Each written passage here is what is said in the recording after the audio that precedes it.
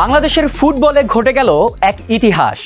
ঢাকা আবাহনী বনাম বসুন্ধরা কিংসের মধ্যকার ফেডারেশন কাপের ফাইনালে একাধিক অদ্ভুত ঘটনার সাক্ষী হয়েছেন দর্শকরা। জানিয়ে তোলপাড় ফুটবল পাড়া। ময়মনসিংহের রফিক উদ্দিন আহমেদ ভুঁইয়া স্টেডিয়ামে ফাইনালে ম্যাচের মাত্র 6 মিনিটে আর্জেন্টাইন ফরওয়ার্ড হুয়ান লেসকানোর গোলে এগিয়ে যায় বসুন্ধরা।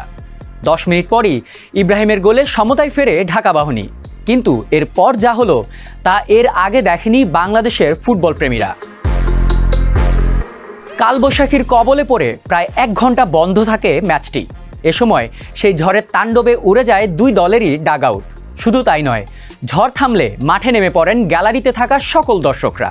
মাঠে জমে থাকা পানিতে রীতিমতো নিজেরাই খেলাধুলা শুরু করেন দর্শকরা। এক পর্যায়ে অনেক চেষ্টা চালিয়ে দর্শকদের মাঠ থেকে গ্যালারিতে নিতে সক্ষম হয় কর্তৃপক্ষ।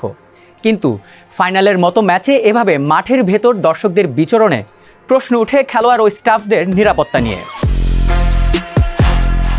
তবে এরপর যা ঘটল তা দেখতে হয়তো প্রস্তুত ছিলেন না কেউই। ময়মনসিংহের এই মাঠে জমে থাকা পানি নিষ্কাশন করতে রোলারের পরিবর্তে টেবিল ব্যবহার করেন দায়িত্বে থাকা ব্যক্তিরা। দুই ব্যক্তি টেবিলের দুই দিকে ধরে তা ধাক্কা দিয়ে মাঠ থেকে পানি সরাতে থাকে। এমন দৃশ্য হয়তো শুধু বাংলাদেশেই দেখা সম্ভব। পরবর্তীতে ম্যাচ শুরু হলে দুই দলের জন্যই প্রতিপক্ষ হয়ে ওঠে মাঠে জমে থাকা পানি। এক গোলে সমতায় থাকাকালীন ম্যাচের 89তম মিনিটে আবাহনীর রাফেল আগুস্তোর একটি ক্রসে শুধু পা ছোঁয়াতে পারলেই গোল পেতেন সুমন রেজা। কিন্তু পানির কারণে পা ছোঁয়ানোর আগেই সেই বল আটকে যায়। এরপর খেলা অতিরিক্ত সময়ে গড়ালে সেখানের প্রথমার্ধের শেষ মুহূর্তে ইচ্ছাকৃত ফাউল করে লাল কার্ড দেখে মাঠ ছাড়েন বসুন্ধরার ফাহিম। তবে এর পরের ঘটনা যেন সব কিছুকেই হার মানিয়ে দেয়। 105 মিনিট পর ম্যাচ কমিশনার দুই দলের ক্যাপ্টেন, কোচ ও ম্যানেজারদের জানিয়ে আলোক স্বল্পতার কারণ দেখিয়ে ম্যাচটি স্থগিত ঘোষণা করে দেয় রেফারি। তাতে ক্ষেপে যান আবাহনীর ক্যাপ্টেন, ম্যানেজার ও দর্শকরা। কিন্তু ততক্ষণে ঘোষণা দিয়ে মাঠ ছেড়ে যান রেফারিরা।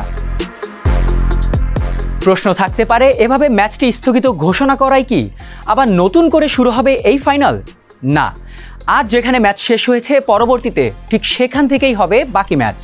তবে সেটি কবে নাগাদ হবে তা জানিয়ে দেওয়া হবে বাফের ওয়েবসাইট ও অফিসিয়াল ফেসবুক পেজে। এইসব ঘটনার পরিপ্রেক্ষিতে বলাই যায় বাংলাদেশ ফুটবলের এক ঐতিহাসিক দিন হয়ে থাকবে 22 এপ্রিল।